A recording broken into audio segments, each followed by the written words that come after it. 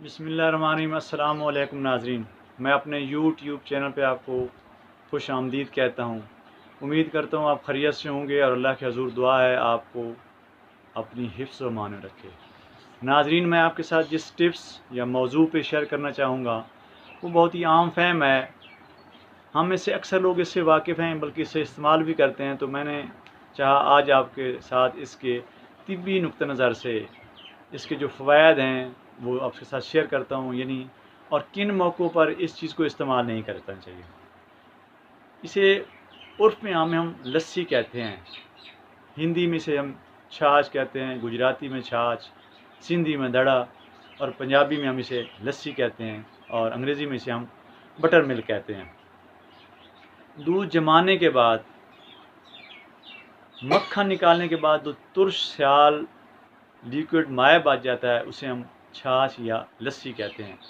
आज से 30-40 साल पहले जब बिजली इतनी आम नहीं थी तो हमारी बुज़ुर्ग ख़वातीन अज़ान के साथ ही उठ के उस वक्त मिट्टी की चटूरियाँ होती थीं, उनमें ही वो दूध जमाया करती थी और लकड़ की मधानी हुआ करती थी जिससे वो लस्सी बनाती थी, यानी जिसे हम रिड़का कहते थे। रिड़का रिड़कना शुरू कर देती और आधे घंटे के बाद वो लस्सी बन जाती थी और इसे हम पक्की लस्सी कहते हैं और उसका जायका भी बड़ा अच्छा होता था। लेकिन जब से बिजली आम हुई तो वो ना चटूरियाँ रहीं, ना वो बुज़ुर्ग ख़वातीन रहीं। अब चटूरी की जगह पर कसंडी आ गई या कसंटा आ गया और लकड़ की मदानी की जगह पर बिजली की इलेक्ट्रिक मदानी आ गई।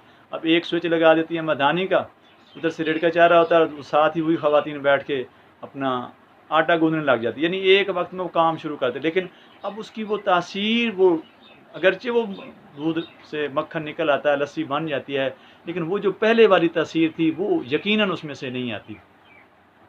और दही में अगर थोड़ा सा पानी मिलाकर उसे रिड़का जाए, लेकिन मक्खन निकालने से ना निकाला जाए तो उसे हम अध रिड़का कहते हैं।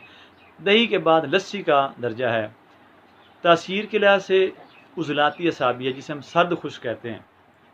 ये मुहर्रिक के उज़लात, मुहल्लिल असाब और मस्कन जिगर, यानी जिगर को ये सुकून देती है और खून में कीमियाई तौर पर बलगम और रतूबत को कम करके सौदा की मकदार को बढ़ाती है। और सौदा क्या है? सौदा भूख लगाती है, सौदा हाजमे का अमल करती है। यही वजह है कि जो लोग भंग का नशा करते हैं, आपने देखा होगा कि वो जब भंग का नशा करते हैं तो वो बेतहाशा खाते ही जाते हैं। बेसिकली कंसेप्ट उसका यही है कि जो भंग है वो भी सौदा पैदा करती है, वो भी उज़लाती असाबी है, तो छाछ भी उसी लस्सी तासीर से है। यही वजह है कि देहाती लोग अक्सर खाने के साथ लस्सी पीते हैं जिससे उनका हाजमा ठीक रहता है। और वाकई इसमें अब उनको इस कंसेप्ट का पता नहीं है, बस वो इसको हाजमा, लेकिन उसकी तासीर जो हम देखते हैं वो यही है कि उज़लाती असाबी होने की वजह से लस्सी क्या है? सौदा पैदा करती है। और सौदा क्या है? मैदा और अमा जो आंते हैं उनको ताकत देती है और जिसकी वजह से वो भूख भी सही लगती है और खाना भी हज़म होता है।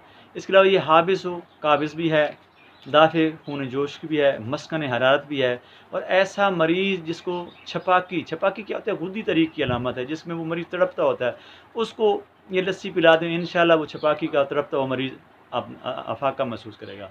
इसके अलावा संगरेनी का मर्ज़ जो है, संगरेनी का मर्ज़ क्या होता है? संगरेनी के मर्ज़ में मरीज़ का जो मैदा होता है उसकी तूल मास्क या क़ुव्वत मास्क ना होने के बराबर होती है, यानी वो खाना नहीं रोकता। यानी जो ही उसने खाना खाया तो मैदा काम इस ग़िज़ा को 5 से 6 घंटे रोके, उसके जो अहमिज़ा है उसको जुज़्व बदन बनाए। लेकिन संगरेनी के मर्ज़ में क्या होता है? वो जो ही वो खाना खाता है तो फ़ौरन ही उसको रफ़ा हाजत के लिए वो चला जाता है।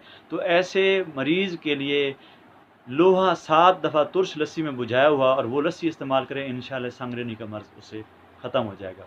सुज़ाक का मर्ज़, सुज़ाक क्या? गुद्दी तरीक़ की अलामत है, गर्मी की वजह से होता है और इसमें हम पक्की लस्सी में बाद दफ़ा शक्कर भी मिलाकर उसको पिलाते हैं, जिससे पेशाब का अदरार होता है और वो खुल कर आता है और जिसकी वजह से वो सुज़ाक की कैफियत भी ख़त्म हो जाती है। यानी खाना हज़म करती है, भूख लगाती है छपाकी के मरीज़ के। और इसके अलावा जो दाफ़े जोश खून है उसके लिए भी इस्तेमाल कर सकते हैं, क्योंकि ये जिगर में सुकून पैदा करती है। तो यही वजह इसको हम ठंडी तसीर में लेते हैं। लेकिन ये बेसिकली सर्द खुश्क है, यानी जब खुश्की बढ़ाएगी, सौदा बढ़ाएगी तो ला महल्ला उसमें दूसरे अमराज पैदा होने का ख़तरा होता है। ये तो इनमें इसके इस्तेमाल है, लेकिन किन मौक़ों पर इस्तेमाल नहीं करना चाहिए?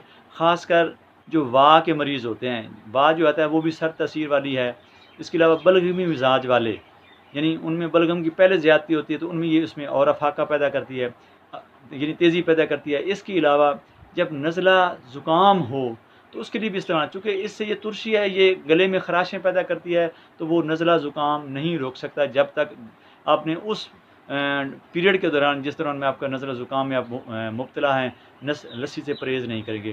اور جو موروں کے مریض ہوتے ہیں تو ان کے لیے تو پہلے نمبر پہ لسی ہی روکی جاتی ہے، یعنی ان کی احتیاطی تدابیر میں جو پہلے بند کی جاتی ہیں وہ لسی ہے۔